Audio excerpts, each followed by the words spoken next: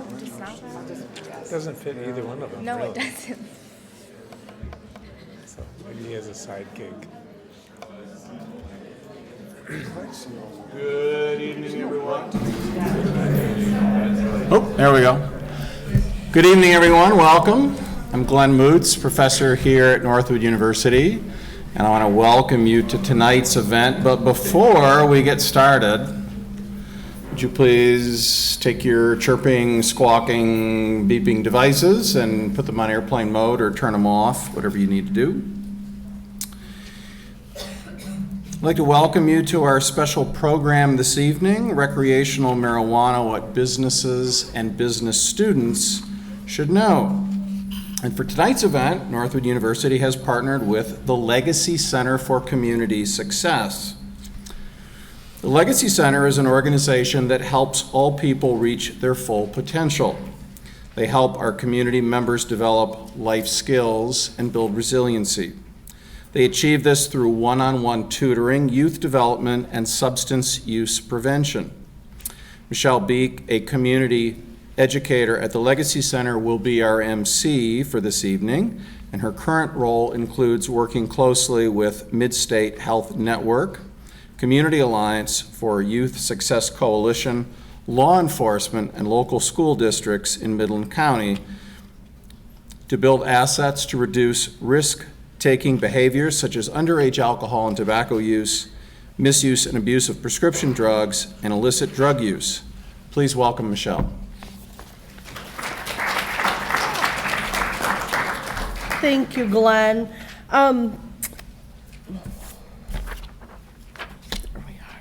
I have the privilege of introducing our panelists this evening. First, we'll be hearing from Angela Johnson.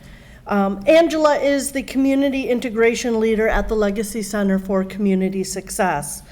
She's a certified prevention specialist who's been working on youth substance abuse prevention and community coalition initiatives with a focus on the environmental strategies for the past 3 years.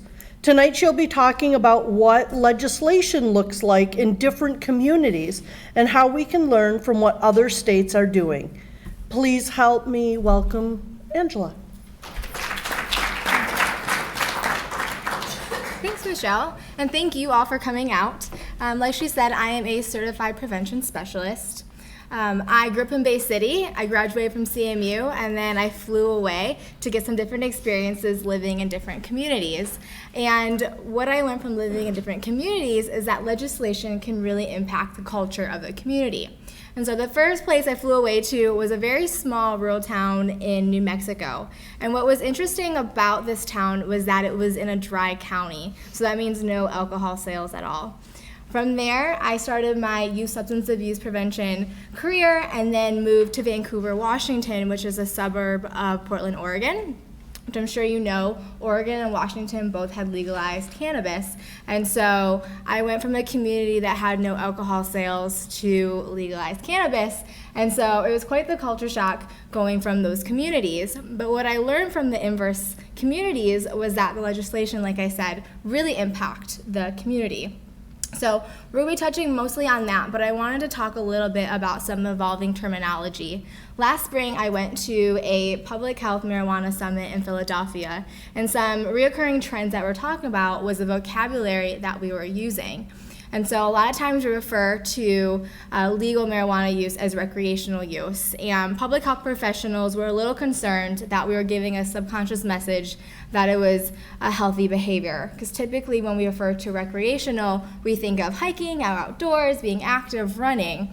And so instead of saying that, we tend to try to say adult use, non-medicinal purposes, or Sam has started saying casual use, which I love and I started adopting myself. You'll also notice that I use cannabis instead of marijuana. Marijuana is the slang term that has some negative connotations associated with that word. Cannabis is a scientific name, and so for that reason, I choose to use cannabis. And then just briefly talking about the cannabis plant, there's a couple different components, two of which are THC and CBD. THC is that psychoactive component, whereas CBD is that medicinal component. So like I said, I lived in Vancouver, Washington, which was a suburb of Portland, Oregon. It was connected by this interstate bridge, and so you could easily get from my house to downtown Portland in about 20 minutes. And I did that quite a bit, and a lot of people lived in Vancouver and did that as well, because what's interesting about Washington State is that they don't have state income tax. And so if you lived there, you had to pay that, and then you'd cross the bridge and go into Portland, and Oregon did not have sales tax, so you could purchase things there, eat out there, and not have to pay taxes that way. So it was kind of the best of both worlds. So, needless to say, I spent a lot of times in both communities, and I started realizing that these laws regarding cannabis looked different just because of the way they were written. But at a glance, they looked pretty similar, and so I wanted to go over those first. So cannabis retailers had to ensure that their products were not visible to the public eye. And so this is a store in Vancouver, Washington. As you can see, the windows were fogged over. That was pretty typical, or they would have curtains or no windows whatsoever to shield from the public view. Cannabis retailers also had to ensure that no one under the age of 21 could enter their store. And so this typically looked like would be a security type person on the outside of the door. They couldn't even step foot into the establishment. So it'd usually be a person outside with a stool sitting there checking IDs. And I always reached out to the state, the Liquor and Cannabis Board, who did compliance checks to see if this was really being an effective way to get this done. And they always responded that typically that retailers were doing a really good job checking IDs. I always like to double check it and look at a different perspective, and so Washington does a healthy youth survey every 2 years, and in that survey we ask youth how they obtain their substance, and they always reported a very, very low percentage of actually getting it directly from the retailer. So again, this is a pretty effective approach to this. They also had to limit the number of individuals in the store at one time. So again, you can see this long line. This was not typical. I never saw a long line out the door like this, but I thought it was a really good visual for that. Cannabis retailers also had to ensure that all of their products came in childproof packaging. So they all had to have childproof caps or locks or bags of some sort to try to reduce accidental ingestion from youth. And then cannabis retailers could not sell any other products at their stores. So an example of this is that prevention professionals really wanted to work with retailers to provide lock boxes to their customers. We thought it was a brilliant idea. How could you ensure that the people who were using this substance also could purchase a lockbox right on site? But because of the way the legislation was wrote, they could not legally sell or give away a lockbox. And so that was one thing that we really struggled with just because of the law. So moving into the differences, Washington, growing cannabis on private property is illegal. However, in Oregon, you could have 4 plants growing in your home. We talked about taxes earlier, and it comes up again. So in Washington, there's a 37% tax on cannabis. They also had that sales tax, and you also induced a local sales tax. Where in Oregon, there is no sale tax. The cannabis tax was only 17%. You were able to induce a local tax, but at maximum it'd be about 20% tax, whereas in Washington it could be up to 46.5% tax. Then what the states did with that revenue also differed. Washington prioritized prevention and treatment initiatives, whereas Oregon really prioritized education. These last 4 points of the differences are really important, and they're the most visible in the community. So in Washington, they did not allow any outdoor advertising. So no spinners, like no one on the street dancing, throwing the sign around, no sandwich boards on the street, no inflatables, things like that. Advertisements could not depict any pictures of plants or products or people using the substances. And the billboards could only be used to advertise the business name and the directional information. And so because it was so limiting, a lot of times businesses didn't choose to market that way because they didn't see the value in it. And then lastly, no advertisement is allowed on any public transportation. And so a disclaimer, moving to Oregon, I love Portland. I think it's beautiful. You should go visit. It's wonderful. But their laws are a little bit different, and so their community looked a little bit different. I showed you that bridge. As soon as you crossed it, it would be very common for you to immediately see a billboard that was advertising for cannabis. Because their laws were a little bit more loose on what they could and could not display, they would have funny slogans. For example, they had one that said like, "Damn, $5 a gram," and pictures of people like joints on the advertisements or the cannabis leaves. So it was a little bit more liberal, like Portland tends to be. They could have the sandwich boards, the inflatables. A lot of times they'd have the spinners on the corners, enticing you to come in. They also allowed advertisement on public transportation, and so Portland's a city, so they had buses and streetcars and things like that, and so it'd be very common for you to see advertisement for that. A big trend as I was leaving was cannabis delivery, so think Uber Eats, only cannabis delivery. So that was also something that, like, in legislation you can decide if that's allowed or not allowed, so also look into that. So big differences, and the point is just to point out that both states were legalized, but they looked really, really different. And so Michigan just legalized it. There is a law, but it doesn't mean things are over. There's policies and procedures under that to dictate how that looks in our communities. And so Laura, which is the Department of Licensing and Regulatory Affairs, holds 4 public meetings a year where they want the community's inputs. Whether you like things, you don't like things, maybe you want to make a revision to something, they want to hear all of those. The next meeting is March 26th in Saginaw, so if you have an opinion, please go. If you don't like talking in front of people, you can also email them. Their email is up on the screen. And then getting even more localized, Midland currently is opted out. Jim Branson, the city attorney, will talk about that a little bit later. But they're going to be revisiting this every 6 months or so you can have a say at the local level as well. So again, if you're for or against, really realize that it's not black and white. It can look like a lot of different things, and there's a lot of gray area. So my hope is that you leave here feeling empowered, a little bit more educated on it, and I hope you use your voice and get involved. Thank you.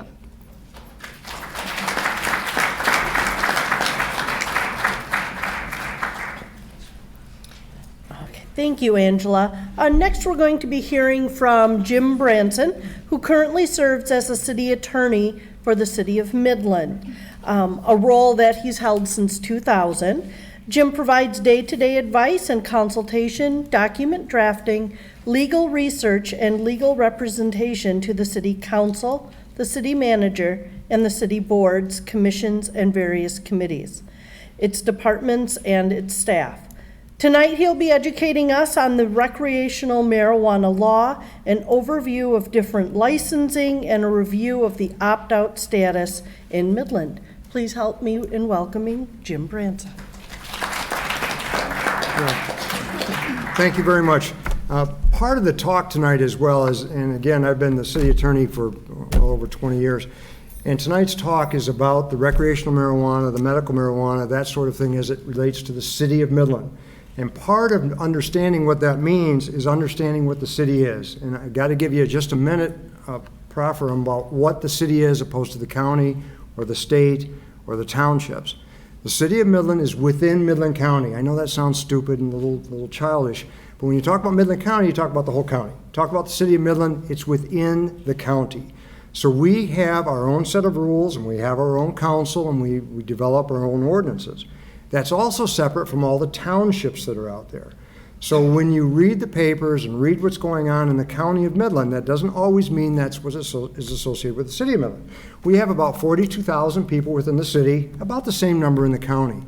So when we talk, or I talk about what's happening in the city, I'm dealing with that only, and the legislative body is the city council. We have 5 members of the city council, and they're elected by the City of Midland residents. So if you think about the City of Midland, carve it up in 5 different districts, 5 different wards is what they're called. That's where that city council member is elected from and voted to the board, city council from. So when you carve it up, you don't carve it up in area, roughly. You carve it up with the number of people. So we got 5 wards. So they vote for them. So it takes 3/5 to pass the laws. Again, these are basics, but you'll miss the whole point of going on. If I say ordinance, I'm talking about a law. So when we created the ordinances for the city of Midland regarding recreational marijuana, or standing back and saying nothing for medical marijuana, those are the laws for the city, regardless of what happens in the county or the townships. So that's kind of important. But also, when we started this thing, and the vote started, if this works, again, there it is. The city of Midland voted no for recreational marijuana. That means almost nothing, frankly, because the state voted yes. But if there's a representation of what the council needs to look at, the city voted no and the county voted no. But yet it passed throughout the state as well. And here's the numbers. It didn't go down very much. But again, statewide it passed, locally it didn't. So that's something to keep in mind. What we ended up doing is that there's a couple of laws out there, the medical marijuana for just a second. When it first started, we had to analyze how do we allow it or not allow it within the city, because it was so new. The medical marijuana was basically, if you do nothing, it's not allowed. If you do nothing as a city council, you can't allow it because you have to automatically opt in. You have to come to the council. If this was the council, you'd have to sell it to them. You'd have to vote for it. So council elected to do nothing, which means it wasn't allowed. Now, doing nothing doesn't mean they didn't understand it. It just means at this time it wasn't allowed. Recreational marijuana, the law came in, and you actually have to affirmatively opt out. So when I presented it to the city council and said, look, the law changed. Here's the law. Here's how much you can have, and we'll go through some of that really quick. Here's what it is. What do you want to do? And my view was, it's too soon. It's too early. As was stated earlier, things change. It should be in flux. So when we read in the paper, which many times is just a bunch of crap the way it's written, about we will not allow it ever. That's not right at all. We're reviewing this every 6 months or so, a little earlier sometimes, in front of City Council to say, look, this is how the law's changed. This is how Laura's kept up with it. This is how you can get licensing and applications for it. Do we want to play? Do we want to get involved in it? Do we want to start it for the city of Midland, not the townships of the county? The last time it was still upheld with the law that says this. It's opted out. So we did opt out of the recreational marijuana for the time being, in my view, until the state got their act together to figure out how to do it correctly. Because it's not just saying it's okay to do for commercial sales, and that's, again, what we're talking about. We're not talking about personal, and that's another thing that many times it gets misconstrued. Personal use is over here and separate from anything we do. Commercial use is what we're talking about for the operations within the city of Midland. Personal use is allowed by right. That just comes in, that just happens. So the commercial side is what we're generally talking about, or exactly what we're talking about. So when we talk about the personal use, you know, you guys either studied it or understand it, and that's going to be dealt more. This is what you can and can't do. The laws are there, they're pretty strict, they're pretty there, and they're pretty open, and we have to follow that. The amount of pot that you can have is a lot. I mean, 2.5 ounces you can have in your person. But again, keep in mind, it's where you can have it. There's a lot of rules out there about employers, employees, which I think will be talked about shortly, that sort of thing. You can still restrict it as an owner of property or an owner of a business, that sort of thing, a school, educational facilities, churches, synagogues, all that stuff. You can still regulate it. But as the law allows, carrying it is a whole different animal nowadays. So the overview of carrying it, where to smoke, it's a misnomer that you can go down to the park, sit on a bench, light up a joint, sit back and relax, all by yourself. Well, you know, you're not hurting anybody in reality, but the law is you can't smoke in the public parks. That's a state law. We enforce it as a city law. You can't smoke in open public. That's as simple as that. Well, they're trying to define what that is. If it's behind a closed barrier or in your backyard, you know, what is it? Well, it's being tested to see what that is. But again, that's not what we're talking about as opting out. We're opting out of commercial operations. And we'll get into that in a minute here. Also, the shops that are there, I mean, this stuff is going to be covered again in other areas. But keep in mind, the overview of commercial is what is going to be allowed in what areas, how much grow, sales, pot shops, that kind of stuff. So we opted out. Where the city stands is we opted out. This is the law. Regardless of how much you read and how long they are and how people put these things together, this is the law that we have in the city of Midland. This is what's enforced. This is what's on the books. This is what can also be modified. It can be changed. It can be added, or it can be completely enforced as the way it is. We just simply opted out. That's all there is to it, the commercial operations. And where people have really gotten messed up in the press or otherwise is that we're banning it and we don't allow it at all. Well, not on the commercial side. So again, we opted out. Keep in mind how many communities have done that. When you're talking about 1,400 communities plus that have opted out of 1,700 in the state of Michigan, that's a lot. So when they focus on places that haven't opted out, our focus is there as well. How does it work? How is the enforcement done? How does it work for secondary effects such as policing and use? How close to parks and recreational facilities and churches and all the other things? How does it work? We didn't want to be the first ones to figure that out in a very small community, 42,000 people. We want to see how it works somewhere else before we go and jump off the bridge and figure out how to do it. But there's a lot of communities that have. A lot of communities have opted out. So that'll tell you, 1,400 of them have done it. The city of Midland, Coleman, Sanford, they've all opted out as well. So when you talk about branching out from the city of Midland, they didn't do that because of us. They did that because their legislative bodies, their townships or their villages, they decided to not allow it in their communities as well. And again, those things can all be modified. Warren Township, I don't think, has made a decision. We made a commitment to revisit these ordinances, and we're going to do that. I'm bringing it back before the city council in March, and you're all welcome to come. It's open meetings. You can come in there and watch it. You can make your comments known, and the city council will, again, either elect to modify it, change it, keep it the way it is, send me back to revisit it to somewhere else to say, okay, what can we do if we do this or that for other sort of licensing issues. There were emergency rules that were put out by the governor on July 3rd, and those emergency rules were 63 pages that came out and said, okay, Laura and other places in the state of Michigan, you didn't really get your act together, in my view, quick enough. Now we're going to have what are called emergency rules. They're 63 pages. They go into place now, and you're going to go forward with it. And municipalities, you're also going to have to follow those rules that have come out. So in studying those, we found out we still had to opt out, and we did. And the law provides under the emergency rules separate sections, and I want to get to those a little quicker than each license that's there within the emergency rules has to be applied for. The municipality has to accept it. It has to go forward with it with no prohibitions from the municipality, and we have those.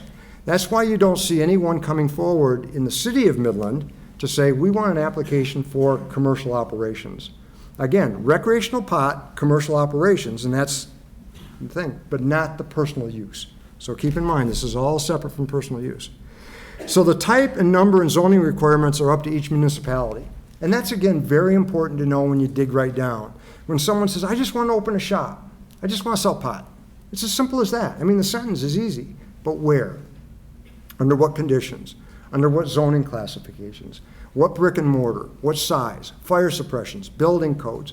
All that stuff applies to virtually every restaurant and every business there is. It has to apply to those as well. And Midland has not adopted a location for these shops to occur. They just haven't. So that's one of the first steps. If Midland says, yeah, we're going to have those commercial operations, where will they be? And if you think about those of you, and most of you probably aren't from Midland, but you've been around town, where should it go? Should it go next to a church, next to a school, right downtown Main Street, or out by the mall? I mean, where should it be and how big should it be? Should it be an operation of commercial sales, of growing, of complete operations, or a grow processing or testing facility? The problem is, where should these things go, and then how many of them? And that's become a problem for us as well, is to figure out of these available licenses that are for the state, the issue is we have to pick, we as the municipality, how many are there? Well, think about it yourself. Okay, pick 5. Okay, you can have 5 of the grower's license, all right? Which 5? Who do I pick? How do I pick the 5? The first 5 in the door?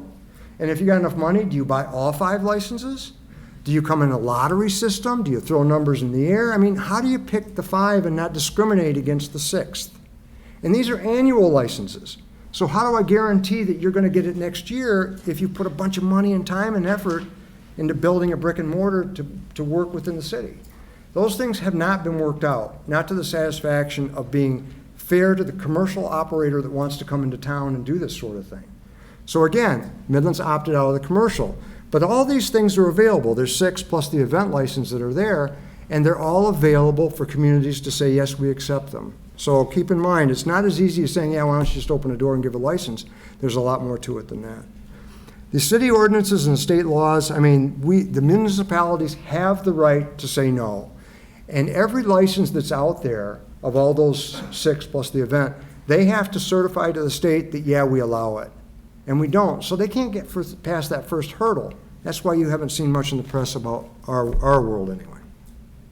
So there's applications, there's fees, which are enormous, in my view. I mean, they're a lot of money.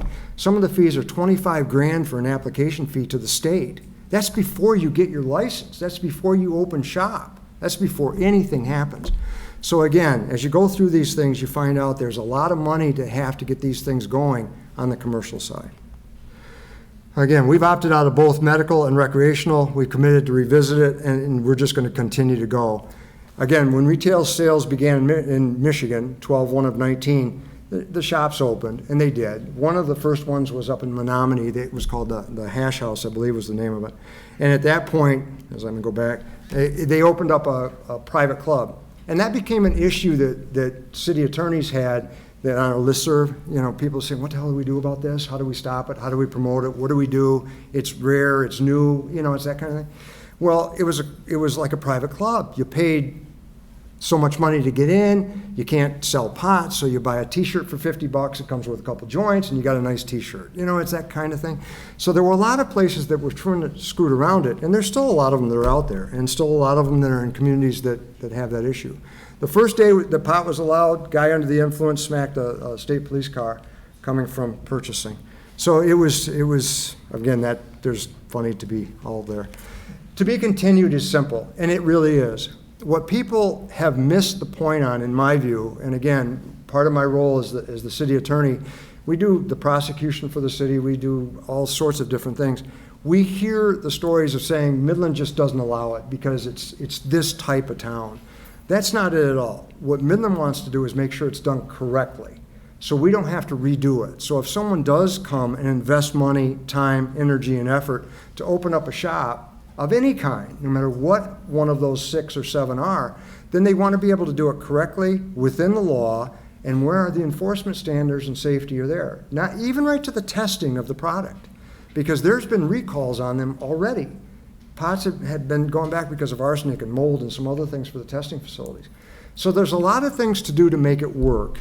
But the biggest thing out of what I've told you in my bit here before I turn this over is there's a huge difference between the commercial operations, which is what we're dealing with at the city council level, to the recreational operations that are already there and presented by the state. We've accepted those. That's just part of the way we got to deal with it. It's allowed. But the commercial operations are what we're not fighting against, but we're waiting to see how it goes in the rest of the state. We have to make sure we do it right, because if we don't, then we're screwing up everything. From the community to the people that want to come in here and put a lot of money in because it's not cheap, to the idea to do it right and accepting for the community. And again, that goes to the city council legislative level. So part of this is to make sure you separate the two. Understand that also when we were talking about, we usually have an officer here that was unable to be here tonight. The enforcement arm, I do all the misdemeanor enforcements for the city of Midland, so I'm working with the police every single day, and then I'm in court every day. Part of the issue is under the influence of, and that's a tough thing. It's the same thing with drinking and driving. You're allowed to drink and drive. You can drink and drive, just not a lot. There's a limit.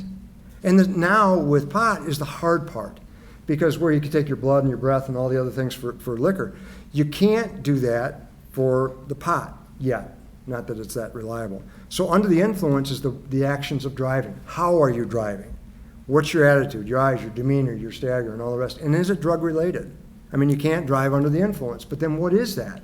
I smoked last night, recreational's legal, so I smoked last night, I drove this morning, and I got in a wreck. Am I under the influence? Well, maybe your THC is going to be in your system for quite a while. And those things can get tested. Again, it's not tried and true to the answer. I can tell you how much alcohol you'd have a problem if you got a hangover, you're buzzed the next morning. But if you smoked a lot of dope the night before and you're driving the next day, that's a problem. The other one that we run into and comments on are landlords. Landlords and their leases. They can put in there you can't smoke dope in your house, or you can't grow, or you can't have recreational marijuana. That's all allowed. That's private property. That's restrictive to them. They can say none. They can say no. And some of the stuff that we've run into in rentals, whether here's some other points, we have over 7,000 rentals within the city of Midland. 7,000. We've run into some that have turned into grow shops. And if anybody has grown in here, which I'm sure none of you have even thought about it, the idea is you gotta have humidity, you gotta have heat, you gotta have lights, you gotta have all this stuff that causes fires at times, causes mold issues, ruins the residents in the drywall. We have people putting them in closets in the 90%, 100% humidity. What's that do to the mold in the house and rentals?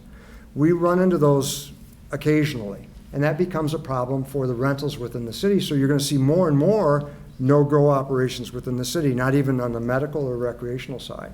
Even the legality of the plants that are there, the people are stopping it. Employers is another one. Sara, I think you're doing employers a bit, aren't you? So I won't get into that one much at all. But there's a whole nother issue of employers. Hey, it's legal to smoke, and why is my employer not letting me? That kind of thing. So keep in mind, from the City of Midland standpoint, we're not done. We really aren't. There's a lot more to do as far as going forward, and it's not closed off to the idea that it won't be in the City of Midland on the commercial side. We're just not there yet. Thank you.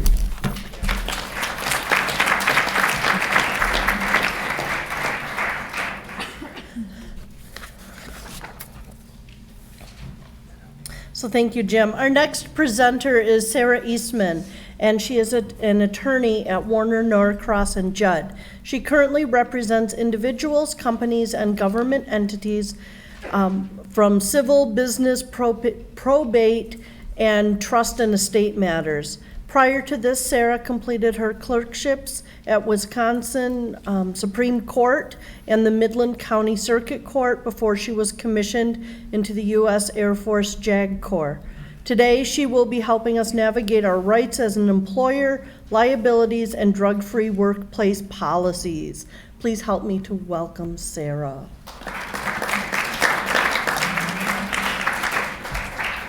Wow, thank you. So a friend of mine was supposed to speak tonight, and he said, I can't make it, Sara, so can you fill in for me? So I said, what's it about? And he said, you get to go talk about weed. I said, great, John, that's wonderful. What kind of crowd is it? It's a college crowd. I'm like, awesome. This will be great. We'll get great questions. I'm talking about employment, though. So for those of you in college, if you're working, it's good to know going in what you're getting into with this new development. I'm going to learn as I go here with these slides. Medical and recreational marijuana, as you've all known, marijuana has been around for a while, and we've gotten to dabble a little bit in the medical marijuana area in terms of employment for a little while to kind of see how it goes since 2008. And then in 2018, this ballot measure came in, and now we're dealing with recreational or casual use of marijuana in the workplace. And it's been a bit of a firestorm in my world. MRTMA is how we refer to the statute, and it's Michigan Regulation and Taxation of Marijuana Act is a recreational act that we've all been talking about here. MRTMA came in, and a lot of employers called us in advance to say, what is this? How do we handle this? And just up the road here, Dow Chemical was on the phone with us just about every day. There's issues in the employment world with this sort of thing, and before I get into that, we're going to make sure everyone understands the basics. So broadly speaking, what does MRTMA allow? And again, it's been covered, but just to succinctly tell you, a person 21 or over may possess, use, consume, transport up to 2.5 ounces of marijuana. At home, they can possess up to 10 ounces and not more than 12 plants. It also says they can share up to 2.5 ounces in a private exchange. Now, there's all kinds of arguments there, so it's been fun as an attorney to poke holes in MRTMA. We have a case right now where, with the 12 plants issue, not more than 12 plants, was that per adult in the household? Is it for that residence, only 12 total in that residence? Is it, if there's 4 adults, your kid turns 18, oh, let's buy 12 more plants? Why not? So the law, as Jim touched on, it's not very clear, which has created a firestorm in terms of the litigation potential for employers and also for private citizens. But it's also the other concern with the law in terms of how it's written, as you'll see going through, is a lot of the regulation, the implementation of the regulations has kind of fallen on the shoulders of all these municipalities. They've tried to figure out, okay, what did the legislature mean here, rather than the state saying, hey, municipalities, this is what we expect you to do. Instead, the state sets up a general law, would be my position. And a lot of our municipal clients have called us saying, there's no guidance. This is unclear. And as you can see, as I just show you just these three things, these three basic things, there's all kinds of holes in terms of specifics and what we need to do with this law. So what is allowed? A lot of people, the phrasing in the statute, if you've read through it, which I'm sure you've all spent your time reading the statutes like we do, there's a what is allowed section and but this is not allowed section, and we get all kinds of questions on that. Broadly speaking, there's acts that they say are permitted by MRTMA, and they go through it in terms of criminal penalties under state law versus federal law, and there's a whole section on that as well. When our employers come in to say, hey, how do we handle this, we always have to remind them, listen, federal law is still in play. It's illegal. Marijuana is illegal. So we always start from that point in terms of developing a policy with our employers as they come in. Now the law has, said different things about searches and inspections in the homes, as well as in the workplace. If marijuana is found, is it okay? Now that, what about 2.5 ounces in the workplace? How does that work? And you can see where all these things can come into an employer's mind of, well, yeah, what does happen with the searches now? The other issue that comes up often with the problematic language is there's this whole grounds to deny any right or privilege without defining right or privilege. What is a right or privilege? And that's a new source of litigation for us in terms of our workplace clients, because when someone comes in, what right do they have to have this 2.5 ounces of marijuana? Do they have a right? So a lot of our analysis kind of goes through this law. You always start at the law and you say, okay, what does it specifically say? But due to the broad language of this act, we've really had to be creative in our policies for our employers to kind of go on the other side of barring marijuana more often than not and make it an absolute no compromise type of situation whenever we draft a policy. Some employers come in and they say, we want to allow our people to feel like, they're not losing their rights. They have a right to 2.5 ounces, so we want to make sure they can have it in their car, or we want to make sure they can have it in certain locations in the workplace. Because of the way it is written in terms of the broad language and the searching and how many plants people can have at home, and you combine that with our municipalities, each issuing, not Midland yet, of course, but each municipality that our employers have locations at, everyone has a different regulation system. So if you step back and you think about, okay, what do we say to an employer who works both in Bay County and Midland County? Or what do we say to an employer all over the state, we have employers in multiple areas. So with each county or municipal area instituting different rules and regulations, it's been a bit of a cluster figuring out what policies to implement for different employers, as you can imagine. So there's this whole section that I referenced, what is not allowed. What is not allowed is just a carte blanche. You can't just use marijuana on the job every day. We've had a lot of employers call us. When this first came out, employers were calling us every day. These guys are using marijuana in the parking lot, and they're saying, hey, it's legal now. Certain policies and procedures are still in play in terms of safety and other things that allow an employer to really set up a pretty strong policy to keep marijuana out of the workplace. Hooking it under safety, or we have a lot of people that are allergic to marijuana and the marijuana smell. So we usually hook it under safety and medical purposes for banning marijuana from the workplace right now. Large safety equipment, the military certainly has people operating heavy equipment. The Dow Chemical up the road here, there's certainly heavy equipment operation, chemicals being moved. So it's pretty easy to do a pretty strong policy in terms of barring it from those obvious areas. Construction, our policies have been pretty strong in those areas. The issue becomes is when our workers go into a municipality that does allow it, whether our policy has a conflict with that local municipal law. So that's been a big argument throughout the state of Michigan. For example, I have an employer who has one facility, it's a construction employer. They have one facility in an opt-in area and one facility in an opt-out area. And they want one policy, but we've had to create policies for different areas in terms of how we can accommodate the rights of the citizens versus the safety and practices in the workplace. So everyone's looking at me like, well, what do we do? You call your lawyer and you say, help me figure out a policy. And that's where we're at in the law. It's developing. I think the legislature's seeing where there's a lot of holes. Certainly litigation helps to point out holes.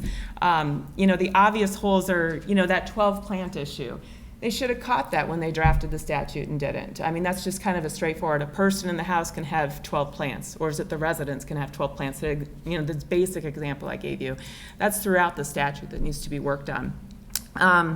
So what does it mean for employers? You're certainly not required to permit the conduct on the property in terms of use of marijuana and that sort of thing. MRMA does not define under the influence, and as Jim talked about, when you talk about under the influence, well, what does that mean? The statute doesn't say. It doesn't say under the influence is this amount of blood alcohol level of X, because we can't do that with marijuana. We're not there with the science yet to be very definitive in terms of the level in your blood at certain times. So the problem is our officers, our law enforcement folks are really having to subjectively, arguably, as the attorney would come in and say, but subjectively analyze, okay, is this person really under the influence? And the details of the swerving and the witnesses and all that are so much more important now than with our alcohol-related issues, when you can just do the blood alcohol and walk the line and you're there. So, and that's very much simplifying it. I don't mean to do that, but the statute, again, has not been very thorough in defining what should you look for. What are the list of items? Typically, we tell our officers when we train them, at least the last one I did was, you look for odor of marijuana, the slurred speech, the usual list, unsteady walking, inability or difficulty completing routine tasks. They look for the disorientation or confusion, the erratic or unusual behavior. But a lot of our police officers will say, well, I don't have experience with marijuana. So how am I going to recognize what's erratic and what's, they always use that blood alcohol level with alcohol to, kind of validate what they were seeing. The other issue is a lot of our people with disabilities, with some of the law enforcement looking more for marijuana use, some disabilities display in the same way as a person under the influence of marijuana. So we're finding some lawsuits coming up with discrimination against people with disabilities because these law enforcement officers are doing an assessment of this person's displaying shaky behavior and an erratic approach to things, and that's what they have to evaluate. Unfortunately, it's not very definitive. So the other issue is the statute, and they are looking at this under the influence language, but it does not help law enforcement to definitively go through their procedures. When we were going through and helping companies like Dow and Nextier, who do have some very significant issues in terms of safety with these folks that use marijuana, when we were going through helping them craft their policies, and they did the drug testing the first couple of days, they lost a lot of employees. Because a lot of people didn't understand, you can't use marijuana on the job. You cannot have it in your system. And it's created a big issue in terms of our workforce. We already have many of you probably know, since I think a lot of you are business students, we already have a workforce issue in the local area and throughout the state of Michigan. And it's really affected our workforce availability. It's a problem because we can't say we have a workforce that's drug-free. And a lot of our jobs here, we have a lot of manufacturing jobs and a lot of construction, and it's a problem. So a lot of the employers are coming to us trying to modify policies to allow people to use marijuana for certain hours of the day or use it on a break. And we have to explain to them, no, that's not really how it works. And it's a problem. It really is a problem. When a company comes in and asks us what to do about the use, we obviously evaluate, what they do. If it's handling large equipment, like I've mentioned, it's kind of an obvious what you do. But some employers have more service industry work where they're helping people within the workplace. Can they use marijuana on their breaks just like when they smoke a cigarette? That question gets asked a lot. And that comes up quite a bit. We have a lot of stakeholders in businesses that want to allow their employees to enjoy the privileges of using marijuana on the job. So it's been a constant communication with the clients we serve, and it isn't very definitive in the statute in terms of tolerance. So we have updated quite a few drug and alcohol policies, but because the law is evolving, especially with the emergency regulations that came out, we've updated quite a few policies within the last little bit just because of the constant change. The leadership at companies often do not understand, because everyone hears the line, marijuana is legal. and allow people to use it in the workplace when they don't understand that the policy's changed too. So we've had a lot of, within a company, a lot of debate about, is that okay? Shouldn't people be able to use it? They're allowed to smoke, why can't they just smoke marijuana? It does come up quite a bit. I had the yacht club over here in Bay City called and said, everyone's using marijuana now, but there's children present. And, the ramifications of that, and it's a company, it's technically a business that's allowing marijuana on the premises in the presence of children. So those are the kind of issues that come up as well. And unfortunately, just from my perspective, the statute does not help us along the way in terms of, a black and white, this is the analysis you need to go through in terms of what should be allowable in certain situations. So what does it all mean? And this is John's big conclusion slide. For all of you like, wow, this is endless. The statute could be reevaluated in many different ways. Fundamentally, the employers that we work with in terms of the large safety equipment, large equipment, that sort of thing, they haven't changed much. There's a zero tolerance with drug use, zero tolerance with alcohol use, and we've recommended that continue. The issue we've had more is with industries that don't have those kind of concerns, the medical and large equipment concerns, where it does become shady. We can't, hook it under, listen, it's not safe. And there's a lot of debate within companies about where to go with that. The right to maintain and enforce a zero tolerance drug policy is still there, and MRTMA does not restrict the company's ability to do that. What's going to happen, at least what we're seeing, is litigation is coming up with people that work for these companies saying, we should have a right to use our 2.5 ounce, up to 2.5 ounces of marijuana on our break during our lunchtime and during our other times. And why are they restricting that when there's no safe or safety need or any sort of issue relevant to the work I do to prevent me from being a contributing employee and also being able to benefit from this right and privilege I have in the state of Michigan? It's a debate that's going to continue, especially with a statute that's so loose and not definitive. So it's going to be interesting to see where it goes. The drug testing is still permitted of people as long as there's a strong drug policy in the workplace. We're finding a lot of drug policies are from the 80s that have come into us, 80s and 90s. Things have changed, times have changed, and we've recommended a lot of them update to reflect the current law and the local municipal regulations as they are at the time. Thank you.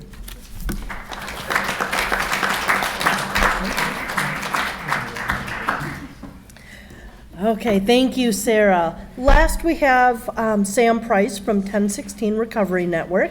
Sam has served as the president and CEO since 2003. 1016 believes everyone can live life to the fullest, free and clear, providing services in 20 locations across 10 counties in Midland, in mid-Michigan.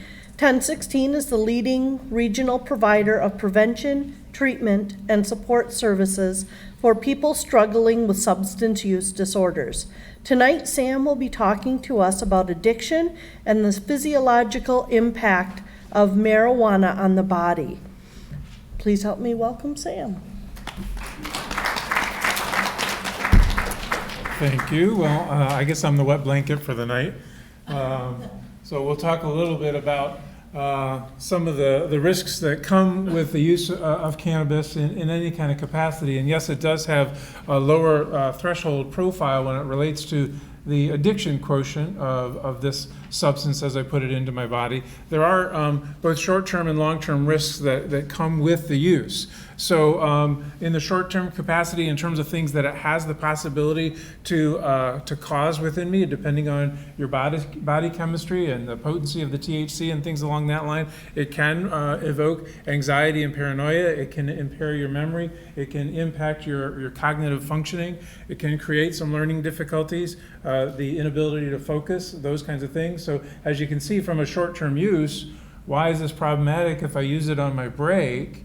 Well, if I can't count anymore because of the blunt that I smoked on my break, then that could be problematic for me executing my duties or responsibilities. Or if I have heavy machinery, or if I'm driving a school bus, or things along that line. If I'm an employer, those are things that I have to look at in terms of the risk that my employees may have in terms of their ability to perform in their particular duties. When we look at some of the longer term risks that comes with, potential long-term or chronic use, at some higher elevated rate, then it can lead to respiratory problems because I'm still inhaling stuff if I'm smoking it. Now, of course, if I'm ingesting it, through wax or edibles and those other kinds of products, then that has different kinds of physical impacts. But if I'm inhaling it, that's going to hurt my lungs just like any kind of smoking product. Because I'm bringing things into my lungs, then I do have the ability to gain some infections with my lungs. It can continue to have a impact on my short-term recall and my memory and lead to longer-term cognitive impairment that is slower to return. If I have a chronic level of THC within my system, that is going to build up. It does have a demonstrated probability of exacerbating mental health issues if I use it and I continue to use it at higher and higher concentrations. Again, that kind of comes with the territory. And again, with chronic use, also can lead to an increased risk of heart disease and heart attack. So when we talk about casual use, this is what we really mean within the profession. When we talk about casual use, we mean that it's used occasionally. It's not something that I do with frequency, with regularity, or things along that line. I don't have a compulsive need to use, thinking that, cool, it's Wednesday night, that means tomorrow, every Thursday night, we start hitting it. That's not the way that casual use works. I don't have a strong desire. If I do enjoy the product, doesn't mean that I'm doing it in order to get stoned. And one of the problems with the differences between alcohol use and cannabis use is I can drink a beer, I can drink a glass of wine and not necessarily be impaired. People normally, depending on their body's chemistry and the THC concentration, will begin to experience impairment with the first joint, or however they may take it in. So that's part of the problem that employers are faced with is when is my employee under impairment and how does that impact their ability to perform their job in any other kind of use. I'm using it in social settings is another part of the casual use. So I'm not using it as a means to relax or unwind or to get through the day. And I'm limiting, how I'm spending my time, my energy, my money on those kinds of things. So that's how the profession defines casual use of cannabis. Now, if you want to understand whether somebody that you employ, if you're going to be a business owner or you're going to be an HR professional, something along that line, what does somebody look at in order to determine whether they have a substance use disorder? These are the symptoms that we as professionals are looking to see how their relationship with cannabis or any other substance like alcohol or opiates or something along that line. We look at these 11 different symptoms to see the presence of that. So do I have cravings? Has my tolerance changed that I need to bring in more to get the same kind of effect? Do I have difficulty controlling my use or cutting back on my use? Do I spend a lot of time and energy kind of focused on those, my use issue? Everything is kind of organized around my use habits. Is it beginning to impact my work performance, my school performance, my relationships? Is it creating legal problems for me? Am I starting to use it in higher risk situations? Those are the kinds of things that we're evaluating if somebody came to us and they were being honest with us about it. Now, the way that we look at it from a diagnostic perspective is that it can really be on a continuum. You don't have to necessarily be addicted to have a substance use disorder. If you have the presence of 2 to 3 of those 11 symptoms within the last year, then you would have what we would call a mild problem. If you have 4 or 5 of those, then you would have a moderate problem. That would be the old substance abuse type of term. You can have problems with cannabis as an employee and not necessarily be addicted to it. You can have some of those other things that were on that laundry list, And that's what an employer has to then evaluate with their HR department, is to what extent that this is impacting things, and we need to figure out how within our HR policies we're going to work with that person, and how is it brought forward to us. If they have a 6 or more, then they fall into the severe category of a cannabis use disorder. That would be kind of the old addiction kind of quotient. Oh, there we go. And to also understand, just from a prevalence perspective, about 73% of adult humans have used alcohol within the last year. About 18% of those folks have a diagnostic category of a substance use disorder. When you look at the high-risk users of alcohol, about 13% of them fall into that category. So of the 73, about 13% of them are using it at a really high rate. Of those high-rate users, 54% have some kind of substance use disorder in terms of that mild to the moderate or severe scale. And you can see that basically, while the number of people that may end up being addicted to marijuana may be lower, relatively speaking, in terms of the use, there is a high prevalence of those that still end up getting used with that. The only other thing that I'll say as it relates to this, because our own substance-free workplace policy went from 2 pages to 11 pages after working with our attorney. And we work in this industry trying to help people move past some kind of an addiction. A big question that came up for us from our employees is, well, what about CBD? Can we use that? And so we had to even address that into our substance-free workplace, where we basically said, look, CBD, as they pitch it, is supposed to be THC-free. So if you want to use it, we say use it at your own risk, because this product is not regulated. So you don't get a little description on the back of the bottle that says how much THC may or may not be in there. So if you're slapping on some lotion for your achy knees, or for whatever reason you're using it, and there happens to be 2% of THC in that, and then you get drug tested at work, and THC shows up in your system, you could run the risk of losing your job, even though you weren't using a product with a psychoactive property that you knew of. So it is kind of a buyer beware kind of a thing as it relates to that. The other thing that I would say on impairment is that the studies have shown that my cognitive functioning decreases about 50% within a day after use.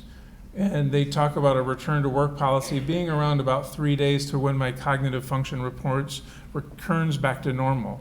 So if an employee is using on a Sunday night, from an impairment standpoint, even though we don't have official THC levels that we could show that, what that official impairment level is, the research would say that that person has some level of impairment for up to 3 days, depending on how quickly. THC can be in my system for weeks. That's the big mystery, is like, when does impairment stop, even though the THC may still be in my system? That's the magic part within the legal system to kind of figure all that stuff out. So thank you for your time.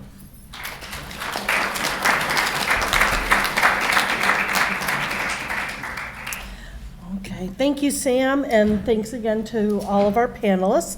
At this time, I would like to ask if there's any questions.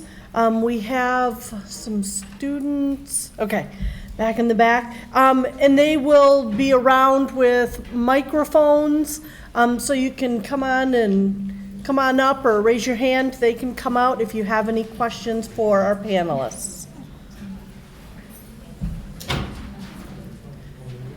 Any questions? Okay. Is it on?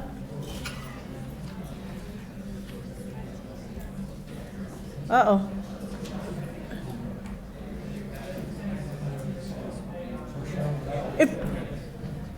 I think they're working on it. Is it on? Nope. You want to come up here? I can just shout. Or you can shout. That works. I'll start us off with a question. Now, a few slides ago, you showed the numbers of people that use, and then you showed the numbers of people that are using the substance of alcohol and marijuana. And I was wondering, do you think over time will begin to look identical? Because I know alcohol said 72% of people have consumed in the last year, but it's only like 12% abuse it. But for marijuana, it's only 20%, but it's half of those 20% are abusing it. Do you think those numbers will begin to look the same over time? I think it'll be interesting to see as more and more states begin to loosen their restrictions on the use of cannabis, to see how those numbers change. And I think the other thing that will be interesting to also see, that not only in terms of increased access of use, but also how as they work on increasing the THC levels to promote more sales, what that does to increase both frequency of use and dependency. Okay. We have a question up here. How often are employers allowed to drug test for THC? Yeah. There's no official rule in terms of you can only test X number of times, to answer that question. Our employers that we work with, it's all over the board. I have some who have concerns and they test once a week. I mean, it's, some people are surprised by that, but I have a once a week, or I have one that does twice a week, because they have such a high level equipment that they need to keep people safe, and they're very concerned. And they're in an opt-in area, so I think that's the reason I'm not sure.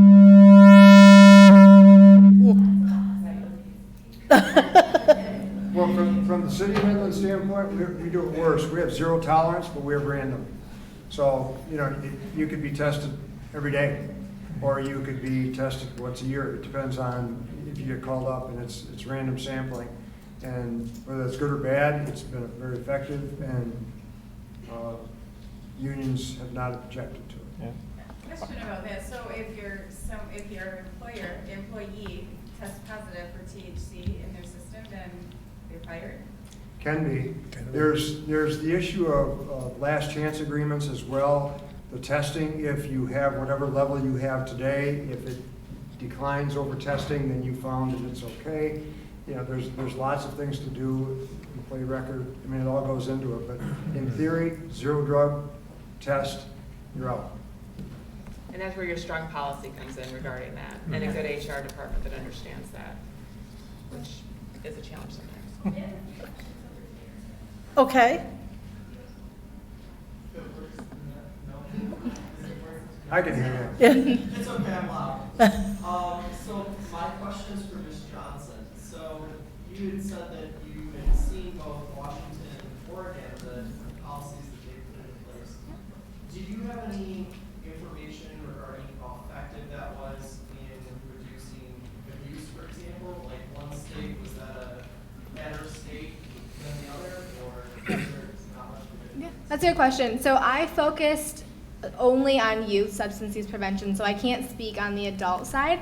However, I know Washington and Oregon, their youth rates kind of stayed the same since legalization, so I don't know so much the impact of those. And like I said, I focused on youth prevention, and so we did other things amongst that. So I can't speak too much on that. I think, again, it just goes on the livability of that and the culture that it's creating, conversations that are had around it, and just all of that in total. So Were they about parallel then, is what you're saying? youth rates, I don't know if they were parallel. I just know there wasn't big differences in, there wasn't a spike in youth using since legalization of that. They just kind of stayed about the same. We have a question up here, and it's kind of a two-parter. So the first part is, why is it that Midland, for Jim, why is it that Midland and many other municipalities have agreed to allow multiple smoke shops, and then the public information that can be found on nicotine and tobacco products prove to harm individuals who use it, but there's information that shows that marijuana has multiple benefits, and there's a gray area. Why will they allow smoke shops but not marijuana within the municipalities. Keep in mind that, as Sara said, marijuana is still federally illegal, for one, federally illegal. But it's also the state mandated the tobacco sales, liquor, and also now recreational and commercial marijuana. You're going to end up seeing smoke shops. You're going to see lounges that allow marijuana. It's coming. It's in the state as it is. So it's not that they're allowed by the city of Midland, they're allowed by the state of Michigan to operate under those guidelines. And we haven't prohibited nicotine. Every year we have people that want to enforce the rules in the park of no smoking. How do you enforce no smoking? Cigarettes in the park. You see someone smoking a cigarette, you enforce and throw it down. It's part of our culture. It's there. It's alcohol is there. Tobacco is there. Marijuana is going to be next. So it's not, again, they're out there. They have to follow the rules and the guidelines, and they have to meet the brick and mortar and the zoning ordinances. That's just what's allowed. And that's why part of the issue of saying, you know, what are we going to do with commercialized marijuana shops in the future? Well, we got to see how they play out, because in the old days, we didn't have the smoke shops either. We didn't have bars. And now you do. It's a progression. And that's there now. Anything else you want? I don't know, before we go on the panel, have you all ever partaken in recreational marijuana? You mean fully inhaled?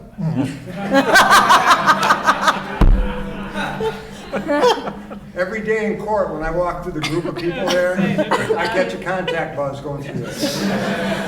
Every morning. Okay, I have another question up here. How does the use of marijuana impact insurance, both health and auto? How will it impact the insurance rates? Will they continue to climb? Whoever wants to take that one. Part of my issue with that is when we do the action cases, if someone's under the influence or someone is shown to be acting illegally or operating illegally, insurance has a real hard time covering that.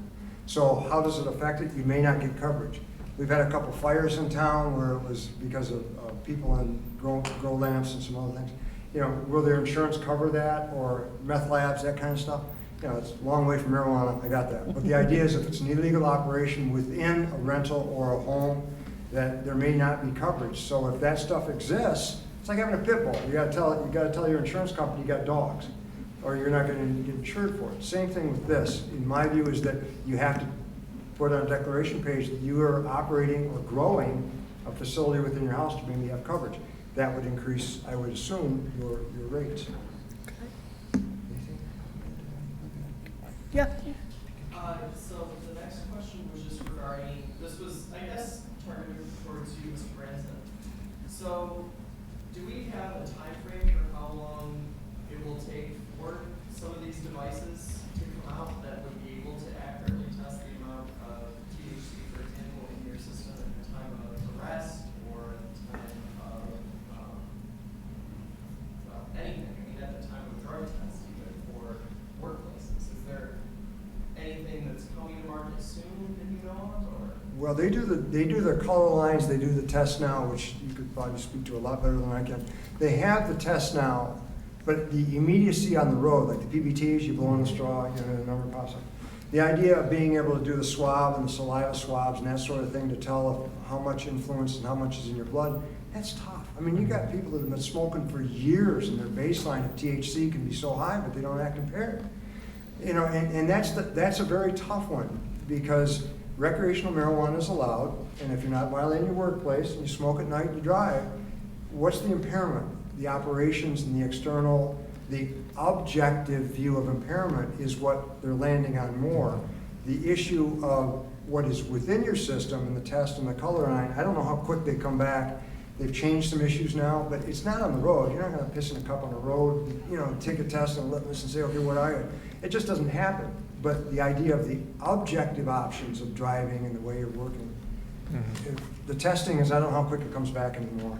Usually you can get a return on a lab test within 24 hours, but again, that still doesn't necessarily, they haven't made a connection between how much, you know, they don't have a BAC equivalent to THC at this point to say this much THC is equivalent to impairment.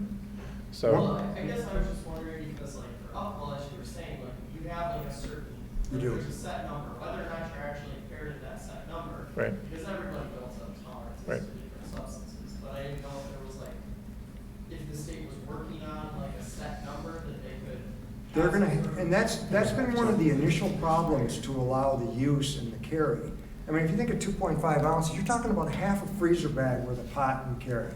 I mean, half a freezer bag, not just a couple of joints or a nickel. You're talking a lot of pot.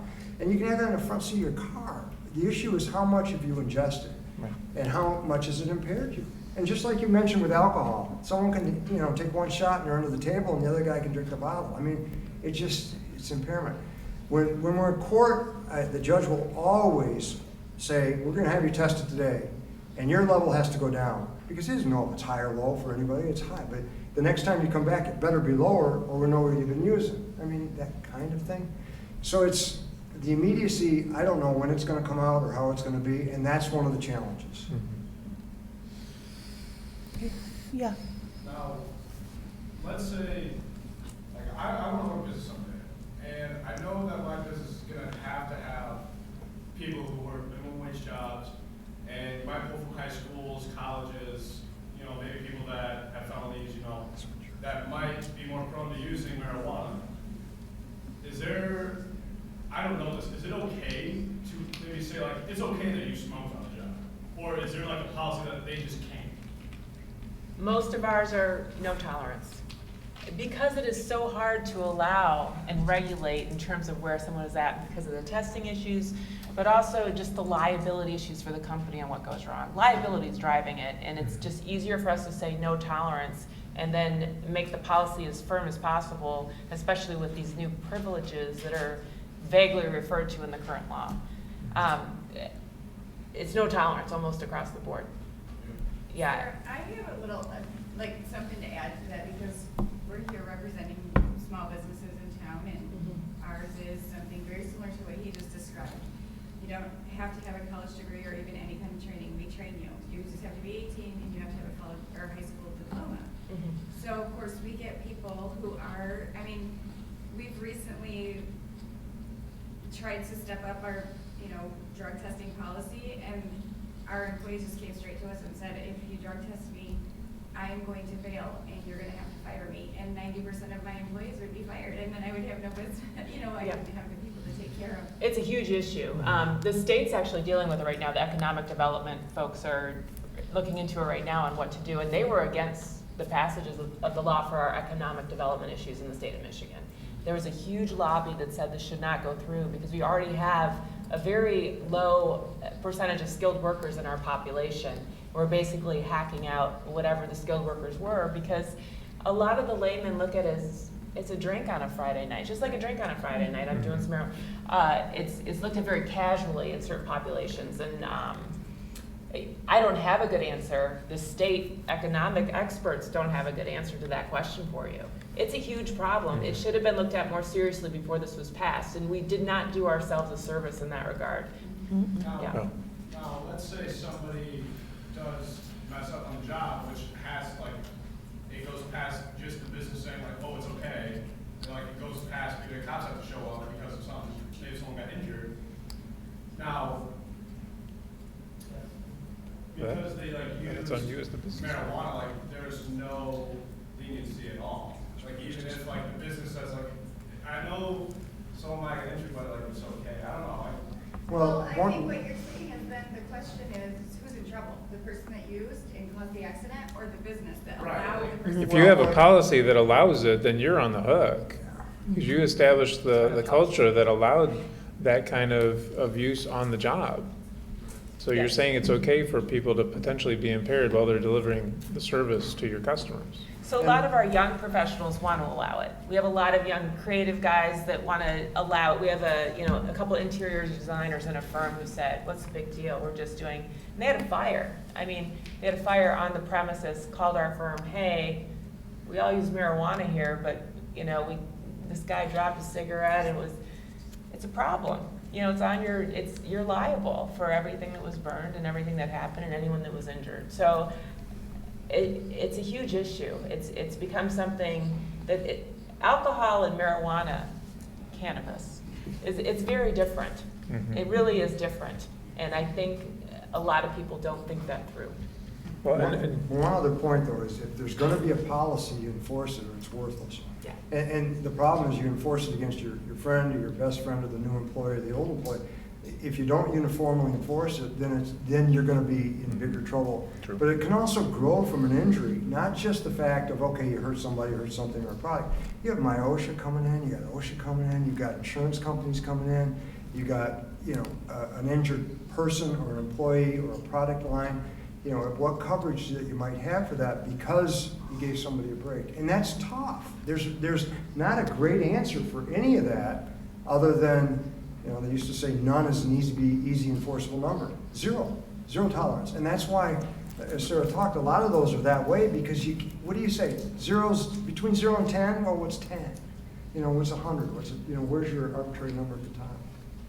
He's had his hand up for a long Yep. time. He's gonna give up on it. Yeah. So if marijuana can stay in your system and be tested in your system for up to months, but alcohol isn't tested for like past a day, even though alcohol, like a hangover, can affect how you work and your performance, and you said that marijuana use, it can affect you in the next few days, up to 3 days. How can you justify firing someone for the use of marijuana if it's tested and hadn't been used for weeks and was used on their own personal time as if it was alcohol being used on their own personal time? How can you fire someone for that if it doesn't affect their work whatsoever? You can do it a lot better than I can because zero tolerance. Zero tolerance in your system. And regardless of when it got there or how it got there, how might be another issue, but when it got there, doesn't matter. If you're testing and you have the THC in your system and you got zero tolerance, that's the rule. Now again, logically, that makes sense. You're on vacation for 2 weeks and you're gone, you're back, I understand that. But there's no other way to either set the rule or enforce the rule to say, okay, it's a low number, so good luck. Alcohol is the other thing, comes out of your system quicker. Yeah. Is there any leniency for medical marijuana users, since it's like similar to a prescription drug? City side, no.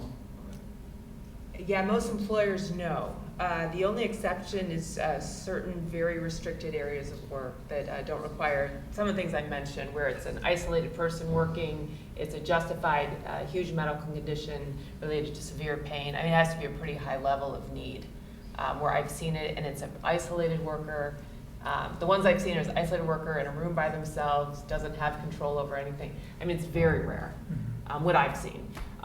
We've been able to kind of watch some of this in other states too and see how it's played out. There has been litigation. In the example the gentleman gave over here, this guy said, hey, I was off at the beach with friends. I mean, there's litigation on that in other states that we've watched go through, but it always comes down to zero tolerance because of the needs of safety and the medical harm to others around you. Those sorts of things have trumped anyone's privileges in their private time.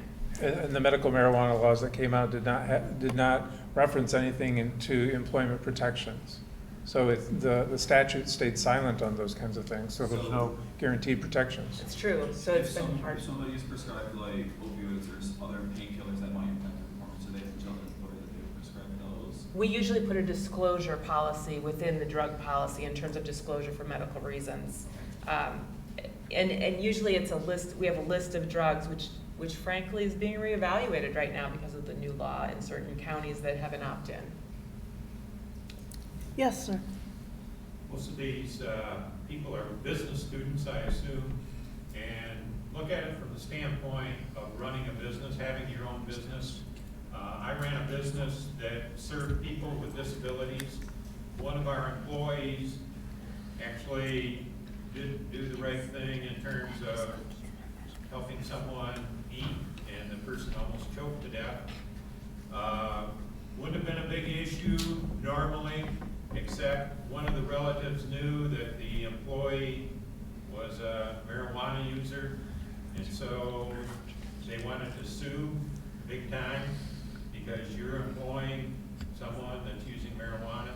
You just have to have a drug policy. If you're running Dow Chemical, you can't allow someone to make a mistake, whether it's based on marijuana or anything else. You've got to do everything you can to protect the people in Midland, protect other workers and that sort of thing. You just can't allow that. And it doesn't matter whether it sounds fair, you know, we hear the word fairness a lot. What's fairness? You know, if I get sued and I lose my business, is that fair to me? So, I mean, you gotta look at it from the business standpoint, and they just can't allow it if there's any risk involved. Yes, in the back.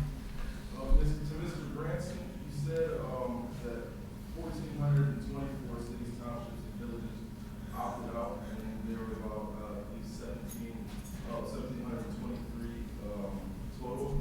So for those 300 cities that opted in to the medicinal use and commercial use, if statistics show that those communities improve, or statistics show that say those communities don't improve, statistics of car accidents rise and impaired driving rise, do you think those stats would be able to convince those 5 city council people to switch their vote? I think that'll go into it a lot. And it's not just what you cited as car accidents or that sort of thing. It's the idea of how to get the licenses and where to place the commercial operation. The secondary effects are always going to be there, whether you can tag it to a car accident or crime or anything else. That's always going to be with whatever business there is, whether it be a bar or a tobacco shop or anything.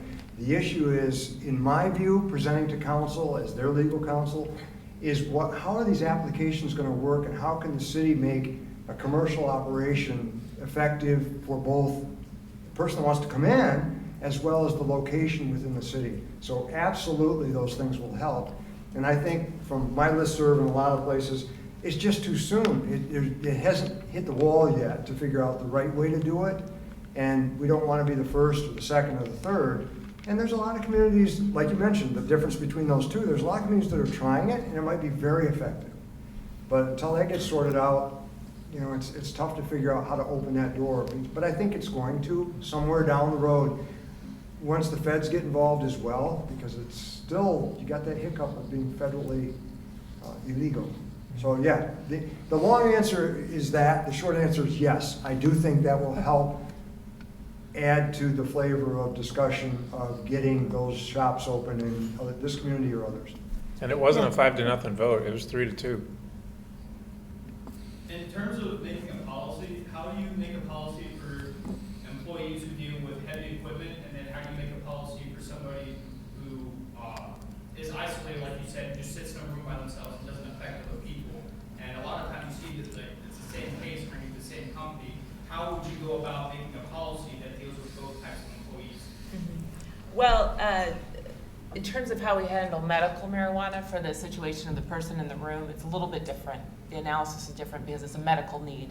That person was on chemo and was isolated. So it was under the Medical Marijuana Act that we had to do that one. In terms of policies within the workplace, almost 100%, if it's a company that has safety equipment, it's across the board all employees, just because of the liability issues with the equipment on the premises, whether they're working in-house or out there working the equipment. Typically, it's across the board. And it's for the reason you suggest, the confusion, the suggestion that we're discriminating against one group versus another, and all those arguments that would put the company up for, it's just safer for a company to say, hey, no tolerance. The problem is the companies don't have any employees left, and it's what you suggested, and that wasn't vetted at all before this went into effect, which is frustrating for someone who wants Michigan to be successful, and for the business people who do too. So, yeah, good question. Yep. So, for on the commercial aspect, is it kind of like for those cities that opted in, is it more like trial and error right now, or is it like, do they have like some research needs behind it that they're working with that? Well, it's tough, and I don't want to say trial and error because some of them are working very well. It's the idea of how does it go smooth, not only from the municipality or the city or the township, but how is the state analyzing getting you the license and then enforcing it, and what do you do if it's enforced? Who's doing that, and what do you do about it? So it's just to see how the whole program works from our perspective. But, there's some of them will work and some of them won't. Some of them will abuse the privilege and some of them will follow the straight line. But it's an enormous financial investment for the individual or company or group organization to go forward. So, we want to see it work and see how it works. Yeah, I think the municipalities got dumped on with this, how they drafted this. They didn't give them any guidance. They said, do it within 5 minutes. I mean, to me, it's ridiculous. And the municipalities are gonna bear the burden, the expense, the infrastructure thought process on it. And some of our municipalities do not have that kind of infrastructure. I've gotten calls from the UP. They don't know how to set up this kind of licensing procedure, and there's certainly no guidance from the state in terms of what their expectations are. So I feel bad for my municipal attorney colleagues, because it's been a real challenge in terms of how to implement this in a succinct manner, and also to do it consistently across the state.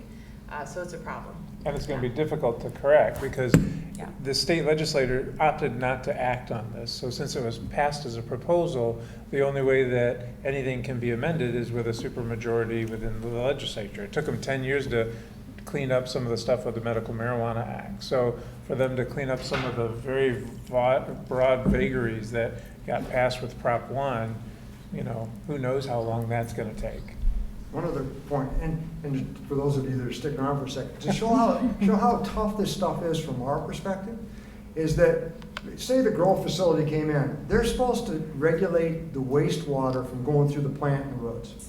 And they're supposed to dispose of that in a facility that's approved by the municipality. What the hell does that mean?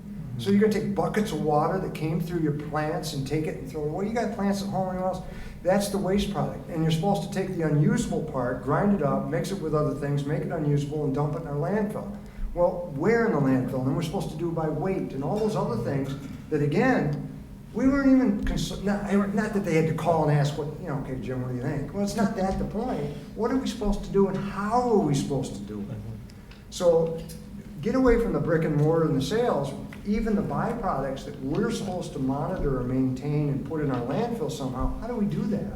And the security and the power grid and where does the banking go? Because the banks can't touch the money right now. The money can't go in. So there's so much to it that we're getting hit from the city saying, well, you just don't allow it. Well, wait a minute. Until we figure it out, you're right.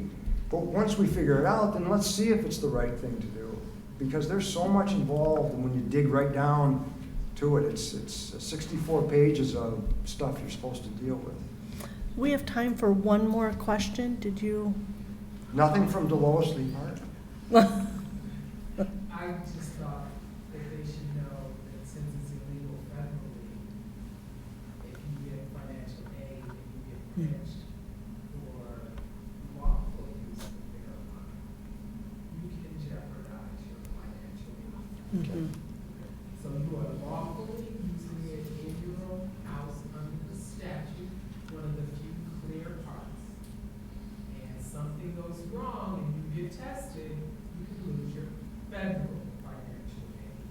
And so that has nothing to do with the municipality. That has to do with, can you re-enroll? Can you finish this degree? That's a good point. That's a really good point. We have kids, I say kids, 18-year-olds, who are entering the military, my apologies, but entering the military, and they'll go home and use it in their legal state. Same thing, military is federal. So you're under federal law when you enter, they get drug tested when they come back, random drug testings all the time. They're getting kicked out of their jobs in the military that they've worked for. So it's the same principle. It's the common, you gotta watch where the federal rules apply. Yeah, that's a good point. Do you still have a question? How is the state of Michigan handling convicted felonies for marijuana drug charges now that it's legal? They're not expunged. Okay. I mean, you don't get a pass just because the law has now become legal for that. Like when the ages changes 18 to 21 and that MIPs and all that. I mean, I know of nothing that gives an automatic expungement because the law has changed. Now that might help with an expungement if you go to the courts to get it done, but just to say blanketly it's gone, I know of nothing that has created that. Okay. Well, I would like to thank everyone who came out tonight. The panelists' contact information is up on the screen, and if you want to learn more, have more questions, feel free to reach out to them individually. There's cookies and beverages out in the outside of the auditorium. So have a nice, safe evening. Thank you.